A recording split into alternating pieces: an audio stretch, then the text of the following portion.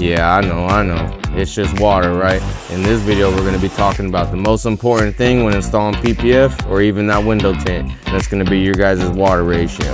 I used to think that this had nothing to do with some of the issues I used to have when installing, but man, I was wrong. It had everything to do with it. And changing the water will change the entire way of installing, trust me. So these are gonna be the different types of waters that you're gonna be using for PPF. We have DI water, which is deionized water, RO, distilled, then you got that city water. The difference between all these is gonna be TDS, which is total dissolved solids. DI will meter at 0 TDS, RO is sitting at 20, and distilled's also at 0. But that city water, man, you're looking at 100 plus, sometimes even 260. That's not good, guys. So let me show you what's happening. You'll see. This is the body panel, the water, and the PPF. The RO, DI, and distilled, you won't have anything blocking that PPF from laying down. You got no calcium, no dirt, no junk, nothing in it. Then you add in that city water, now we have an issue. You guys can't wrap no edges, the film won't stay tacked down, nothing's really gonna work. This is the issue I see a lot of you guys having, and it's in your water, man. This is important. Get you one of these meters, they're about 15 bucks. But when you guys start looking at this, and you're gonna see that some of these issues you're having with the tacking, this is the solution. I promise you, it's in the water. Low TDS, your slip will be more consistent, and you guys will start getting the results you're looking for.